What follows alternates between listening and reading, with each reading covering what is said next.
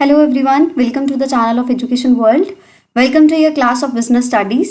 आज जो हम लोग टॉपिक करने वाले हैं वो है प्लानिंग. पिछले लेक्चर में हम लोगों ने स्टडी किया था क्या होता है प्लानिंग, उसका इंपॉर्टेंस, फीचर्स, लिमिटेशंस. आज हम लोग प्लानिंग प्रोसेस की बात करेंगे और जो अलग अलग प्लान्स के टाइप्स रहते हैं उसकी बात करेंगे. फिर हम नेक्स्ट लेक्चर में जो है वो टोटली इसका ऑब्जेक्टिव पोर्शन क्लियर कर लेंगे.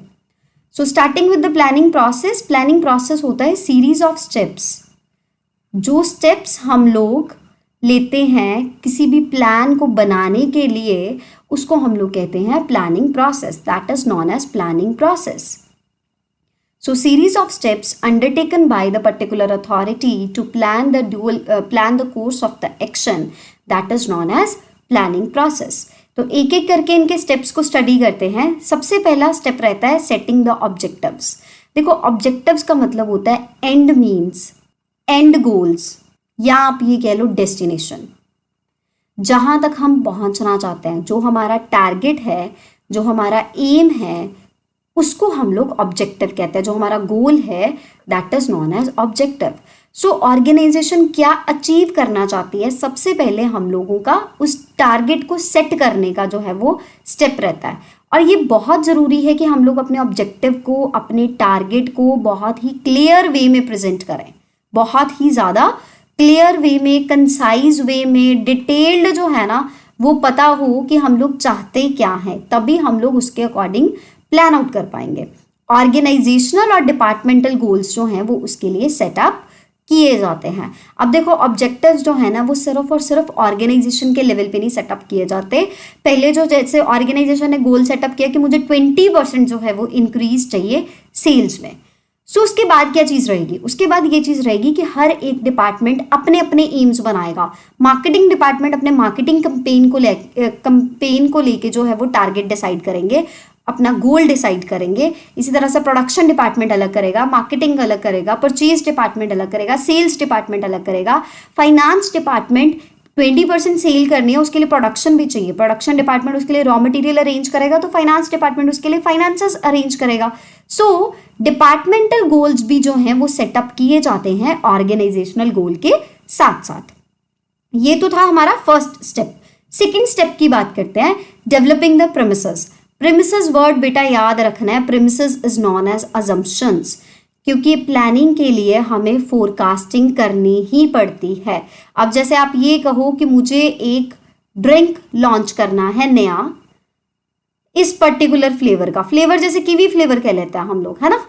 तो आप ये देखोगे नंबर ऑफ कस्टमर्स कितने हैं मार्केट में, नंबर ऑफ कॉम्पिटिटर्स कितने हैं मार्केट में, कितनी की डिमांड रहेगी इस प्रोडक्ट की, लोग ऑर्गेनिक वाला पसंद करेंगे या दूसरा पसंद करेंगे, है ना. तो इन सब चीज़ों को लेके कि मार्केट का क्या सिनेरियो होगा, किस तरह का कंपटीशन हमें फेस करने को मिलेगा, किस तरह के कॉम्पिटिटर्स हमारे रहेंगे, कस्टमर्स कितने हो सकते हैं, कितनी सेल हो पाएगी, डिमांड कस्टमर के पार्ट पे कितनी रहेगी, तो ये सब रहती है अजम्पशंस. इन अजम्पशंस को हम लोग बिल्ड करते हैं रीजन बिहाइंड, क्योंकि ये हमारा बेस होता है प्लान का. आप कितने यूनिट्स फर्स्ट मंथ में प्रोड्यूस करने जा रहे हो वो किस चीज़ के ऊपर डिपेंड करेगा. द प्रोजेक्टेड डिमांड, आपने जो डिमांड प्रोजेक्ट करा कि ऑलमोस्ट हम लोग इतनी गुड्स खरीदेंगे, दैट इज प्रोजेक्टेड डिमांड ना, दैट इज प्रोजेक्टेड डिमांड. इतनी गुड्स जो है वो कस्टमर हमसे परचेज करेगा, इतनी डिमांड करेगा, हम इतनी बेचेंगे, तो वो हमारे लिए अजम्पशन है. That assumption is known as premises, क्योंकि फ्यूचर इज ऑलवेज अनसर्टेन. कभी भी हमें नहीं पता होता कि एग्जैक्ट क्या होगा. अब जो कोविड-19 आया था वो भी किसी को नहीं पता था कि एग्जैक्ट जो है वो क्या होगा, बट उसके अकॉर्डिंग हम लोगों ने अपने आप को चेंज करा, है ना. सो जो प्रीमाइजेस बनता है ना वो अजम्पशंस रहती हैं. Next is identifying the alternative course of action. अब सबसे पहले हमने अपना एम डिसाइड कर लिया. एम के बाद हमने उसके लिए प्रीमाइजेस भी बना लिया, बेस भी बना लिया प्लानिंग का. अब एक काम को करने के लिए डिफरेंट डिफरेंट वेज होते हैं, ठीक है. अब जैसे आप अपनी 20% सेल इंक्रीज करना चाहते हो, उस सेल को इंक्रीज करने के लिए जो है क्वालिटी इंक्रीज करना प्रोडक्शन का काम है, वो भी एक तरीका है कि क्वालिटी प्रोडक्ट की इंक्रीज कर लेते हैं, ऑटोमेटिकली कस्टमर चीज खरीदेगा। मार्केटिंग अलग तरीका है, मार्केटिंग में आगे डिफरेंट डिफरेंट वेज है, ऑनलाइन करनी है, ऑफलाइन करनी है। ऑफलाइन किस तरह से करनी है, सेल्समैन को भेजना है या ज्यादा से ज्यादा जो है अपनी एडवर्टीजमेंट जो है वो पैम्फलेट्स के थ्रू करवानी है या एड्स देनी है, क्या चीज करनी है। सो अलग अलग कोर्सेज ऑफ एक्शन रहते हैं, अलग अलग ऑल्टरनेटिव्स रहते हैं, डिफरेंट डिफरेंट वेज रहते हैं। हमने उन डिफरेंट वेज को इन्वेंट करना है, ठीक है। एग्जिस्टिंग वेज भी हम यूज कर सकते हैं या हम इसके लिए अपने एम्प्लॉयज को इनोवेटिव आइडियाज भी लेके आने को कह सकते। सो उसमें से एक चीज उठाई जाएगी। Next, evaluating the alternative course of action. अब हर एक पर्सन ने अपना अपना प्रपोजल दे दिया कि मेरे प्रपोजल के अकॉर्डिंग ऐसा होना चाहिए, मेरे आइडिया के अकॉर्डिंग ऐसा होना चाहिए, मेरा जो इनिशिएटिव है उसमें ये चीज रहेगी। बट इसके लिए हम लोगों ने किस चीज को स्टडी करना है, हम लोगों ने स्टडी करना है जो हमारा एम है, जो हमारा टारगेट है, जो हम लोग कोस्ट लेना चाहते हैं कि हम इससे ज्यादा बजट नहीं रख सकते, जो फिजिबिलिटी एनालिसिस हमने करना है कि क्या प्रैक्टिकली ये जो है आइडिया हमारे पार्ट के ऊपर हम इसको प्रेजेंट कर पाएंगे या नहीं कर पाएंगे, इसके क्या बेनिफिट्स रहेंगे, इसके क्या कॉन्सिक्वेंसेस हमें फेस करने को मिलेंगे, pros as well as cons. फायदे वाली बात यानी advantages, cons means disadvantages. So ये हमने अल्टरनेटिव कोर्स ऑफ एक्शन जो है इसको इवैल्यूएट करना होता है। Next is selecting an alternative. अब इन सारे ऑल्टरनेटिव्स के जब हमने पॉजिटिव और नेगेटिव पॉइंट्स मेंशन कर दिए, एक रिपोर्ट आपके पास आ गई कि इस ऑल्टरनेटिव का ये पॉजिटिव पॉइंट है, इस ऑल्टरनेटिव का ये नेगेटिव पॉइंट है, तो आप क्या करोगे, कोर्स ऑफ एक्शन डिसाइड करोगे। क्या डिसाइड करोगे, कोर्स ऑफ एक्शन बेस्ट वाला, बेस्ट अमंग प्रेजेंट, जो प्रेजेंट है उसमें से बेस्ट आप उठाओगे, ठीक है, और उसको सिलेक्ट कर लोगे। तो ये आपका रहेगा नेक्स्ट स्टेप। उसके बाद में हमें इसकी इंप्लीमेंटेशन की बहुत ज़्यादा ज़रूरत है, क्योंकि अगर मैं प्रेजेंट सेलेक्ट करके बैठ जाऊँ कि मेरे पास ये कोर्स ऑफ एक्शन जो है मैं इसको यूज़ करूँगी, बट मैं उसकी इंप्लीमेंटेशन की बात ही ना करूँ, है ना, मैं अपने एम्प्लॉयज़ के साथ उसको शेयर ही ना करूँ, किस तरह से उन्होंने चैनलाइज करना है अपने एक्शंस को, डायरेक्शंस को, उसको इम्प्लीमेंट करने के लिए एक्शन प्लान बोलते हैं इसे। आपका जो प्लान इन वर्ड्स है, इन पेपर्स है, उसको एक्शन में कैसे लेके आना है, एक्टिवेट किस तरह से करना है, वो इस स्टेप में आता है, इंप्लीमेंटेशन ऑफ प्लान में। इसके बाद में हम लोग चीज करते हैं follow up action. Follow up action का मतलब ये है, अब हमने तो बोल दिया उनको कि एक्ट करना शुरू कर दो, एक्शन लेना शुरू कर दो, बट क्या वो उस प्लान के अकॉर्डिंग काम कर रहे हैं, जो प्लान हमने बनाया था, जो हमने उनको कोर्स ऑफ एक्शन प्रोवाइड किया था, क्या वो उसके अकॉर्डिंग चल पा रहे हैं या नहीं चल पा रहे, उसके ऊपर हमने जो वर्क करना होता है, that is included in follow up action. वो किस में इंक्लूड किया जाता है, फॉलो अप एक्शन में। सो मॉनिटरिंग जो है वो इस पार्ट के ऊपर की जाती है। नेक्स्ट बात करते हैं टाइप्स ऑफ प्लान्स की। अब किसकी बात हम कर रहे हैं, टाइप्स ऑफ प्लान्स की। हमारे पास जो प्लान्स है वो दो तरह के रहता है बेटा, एक रहता है सिंगल यूज प्लान्स, एक रहता है स्टैंडिंग यूज प्लान्स। जो सिर्फ एक बार यूज होगा वो स्टैंडिंग है, जो रिपीटेडली यूज होगा वो सिंगल यूज प्लान है। ये हमेशा ना पहले ही प्रोवाइड किए जाते हैं, अकॉर्डिंग टू द सर्कमस्टांसेस हम स्टैंडिंग प्लान्स में चेंज भी ले आते हैं। मल्टी यूज प्लान जिसको बोला जाता है, पॉलिसीज, प्रोसीजर्स, मेथड्स, रूल्स, ये सब हमारे स्टैंडिंग यूज प्लान्स रहते हैं। बट जो सिंगल यूज प्लान है ना, एक पर्टिकुलर प्रोजेक्ट को लॉन्च करते टाइम हमने जो लॉन्चिंग इवेंट रखा वो हमारा सिंगल यूज प्लान है, जो प्रोग्राम उसके लिए बनाया या जो बजट बनाया वो हमारा सिंगल यूज प्लान है। हम दोबारा इसको यूज नहीं कर पाते, मतलब एज इट इज सेंस में आप इसको दोबारा यूज नहीं कर सकते, बट आपका जो सिंगल यूज प्लान आप एक बार चला चुके हो ना, वो आपका एक्सपीरियंस बन जाता है। आप उस एक्सपीरियंस के बेसिस पे आप नेक्स्ट प्लान के ऊपर जा सकते हो। सो अब हम लोग एक एक तरह से स्टडी करेंगे, पॉलिसी क्या होता है, प्रोसीजर क्या होता है, स्ट्रैटेजी क्या होता है, ऑब्जेक्टिव क्या होता है। सो स्टार्ट करते हैं। Very first is objectives. What do you mean by objectives? एक पर्टिकुलर टाइम पीरियड के लिए जो टारगेट सेट किया जाता है ना, जो डेस्टिनेशन सेट किया जा रहा है, जो एंड पॉइंट सेटअप किया जा रहा है, उसको हम लोग ऑब्जेक्टिव कहते हैं। क्या कहते हैं? ऑब्जेक्टिव। सो हमें ये बताता है ना तो ये स्टैंडिंग यूज प्लान है, ना ही ये सिंगल यूज प्लान है। अगर कंपनी ने कहा कि मैं मोबाइल यूजर्स को 10% से बढ़ा दूंगी अपने 2 साल, आने वाले 2 सालों में, तो उसका टारगेट है, वो उसका ऑब्जेक्टिव है। सो ऑब्जेक्टिव ये बताता है what is to be done, हमें क्या करना है, what is to be done, क्या हमारा अल्टीमेट टारगेट है। शॉर्ट टर्म के लिए भी हो सकता है टारगेट, लॉन्ग टर्म के लिए भी हो सकता है टारगेट। और एक बात याद रखना कि long term top level management जो है, टॉप लेवल मैनेजमेंट इसको डिसाइड करती है।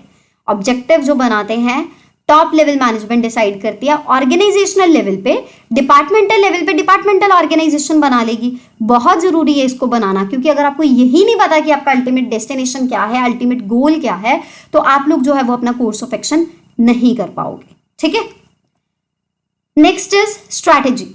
स्ट्रैटेजी जो रहती है ना, एक चीज याद रखना कि स्ट्रैटेजी की जब भी बात होगी वो हमेशा कंपटीशन को लेके होगी, कि आपके कॉम्पिटिटर ने ये काम किया है, इस कॉम्पिटिटर को हमने किस तरह से हराना है, उसके लिए हम जो काम करेंगे वो आएगा हमारा स्ट्रैटेजी का पार्ट। सो काउंटर एक्शन या काउंटर अटैक जिसको हम बोलते हैं वो स्ट्रैटेजी होती है।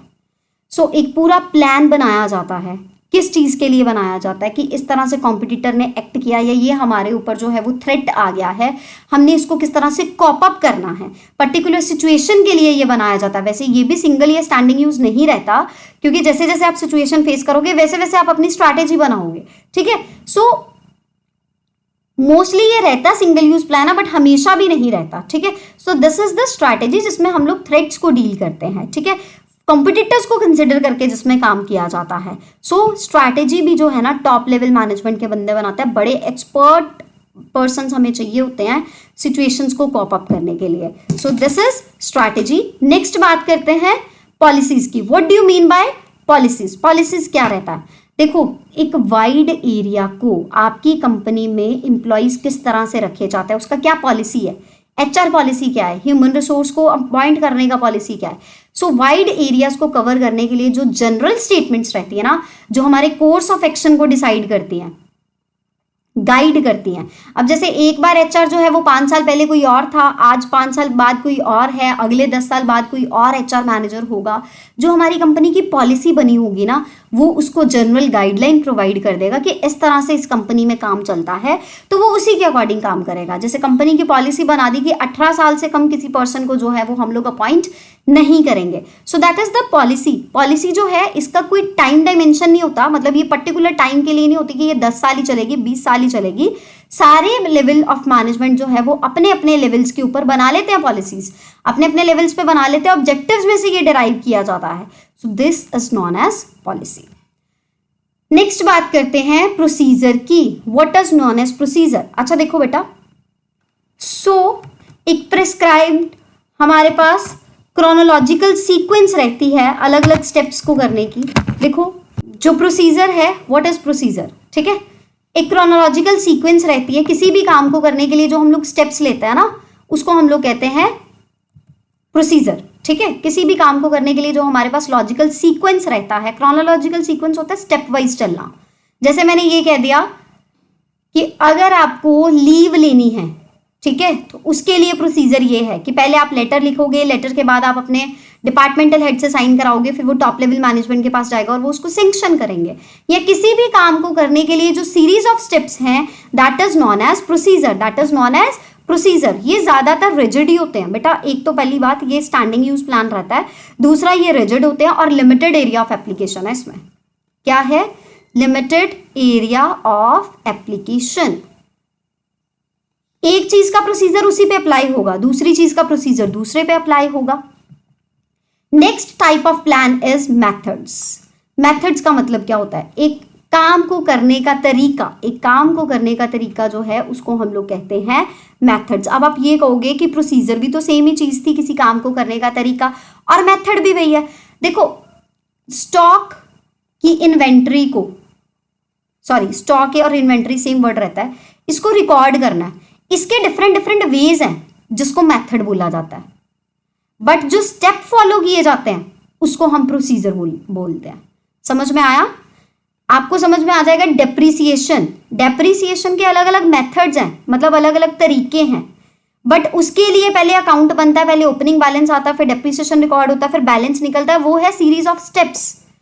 उस सीरीज ऑफ स्टेप्स को हम लोग प्रोसीजर्स कहते हैं। एक काम को करने के तरीके को जब हम लोग स्टैंडर्डाइज करने की कोशिश करते हैं ना, एक ही तरीका, उसका एक ही वे रखने की कोशिश करते हैं, उसको हम लोग मेथड कहते हैं। बट उसके लिए जो स्टेप्स फॉलो करने हैं ना, उस एक्टिविटी को स्टेप्स फॉलो करने हैं, उसको हम लोग प्रोसीजर कहते हैं। सो ज्यादा रिजिड रहते हैं प्रोसीजर, बट मेथड इंप्रूवमेंट्स के साथ चेंज हो जाता है। उसके बाद में बात आती है रूल्स किसको कहते हैं। रूल का मतलब है बहुत रिजिड चीज रहती है रूल, कि किसी भी काम को करने के लिए ये डूज है, ये डोंट्स है, ये होगा और ये नहीं होगा, dos and don'ts. Rules are dos and don'ts, ये करना है और ये नहीं करना है। सो स्पेसिफिक स्टेटमेंट जो आपको ये इन्फॉर्म करेगा क्या करना है और क्या नहीं करना, that is known as rule, that is known as rule. So what is to be done and what is not to be done, जैसे स्मोकिंग जो है वो प्रोहिबिटेड है वर्क प्लेस पे, that is known as rule, उसको हम लोग rule कहते हैं। So next is programmes. So programmes हम लोग किसको कहते हैं, ये एक सिंगल यूज प्लान है बेटा। Programme is a single use plan, single use plan रहेगा आपका प्रोग्राम। आपने जैसे नई फैक्ट्री प्रेमिसेस की कंस्ट्रक्शन करी है, आप उसका इनॉग्रेट करने जा रहे हो, उसके लिए आपने एक इवेंट ऑर्गेनाइज किया, उसको प्रोग्राम कहते हैं। सो प्रोग्राम जो है ना, पूरी की पूरी स्टेटमेंट रहती है, पूरा का पूरा प्रोजेक्ट का एक्टिविटी सिनेरियो रहता है, उसमें आप रूल्स भी फॉलो करते हो। जैसे स्मोकिंग वर्किंग प्लेस पे प्रोहिबिटेड है, ये आपका पर्टिकुलर रूल रहेगा, आपका ये पर्टिकुलर काम रहेगा कि आपने जो एक्टिविटी है वो इस तरह से करनी है। Objective, policy, procedures, rules, task, इन सबको फॉलो करना पड़ता है प्रोग्राम्स के लिए। सो कंपनी में है program with respect to the construction of the new factory premises, ठीक है। इसके बाद में हमारे पास एक चीज रहती है बजट। सो क्वांटिटेटिव सिनेरियो है ना जो हमारा, क्वांटिटेटिव सिनेरियो, उसको हम लोग कहते हैं budget, that is known as budget. So statement of expected results expressed in numerical terms, numerical terms में जब हम अपने रिजल्ट्स को एक्सप्रेस करते हैं, that is known as budget, that is known as budget. Sales budget रहता है हमारे पास, परचेज बजट रहता है हमारे पास, प्रोडक्शन बजट रहता है हमारे पास। सो जो भी हमारा क्वांटिटेटिव सिनेरियो होता है ना, उसको हम लोग कहते हैं budget, that is known as budget. सो ये आपके डिफरेंट काइंड्स ऑफ प्लान्स थे। आई होप आपको समझ में आ गया होगा। हम नेक्स्ट लेक्चर में इसके मल्टीपल चॉइस क्वेश्चंस करेंगे, ऑब्जेक्टिव क्वेश्चंस करेंगे, जिससे आपको और ज्यादा क्लियर हो जाएगा। पूरा प्लानिंग का टॉपिक उसमें कवर अप कर दिया जाएगा। तो रूल्स क्या रहते हैं, मैथड्स, प्रोसीजर्स में क्या डिफरेंस है, तो आपको वो एमसीक्यू सॉल्व करके इजीली समझ में आ जाएगा। और अगर आपका कोई डाउट रहता है तो आप एजुकेशन वर्ल्ड के Telegram channel education world commerce पे पूछ सकते हैं। Thank you so much.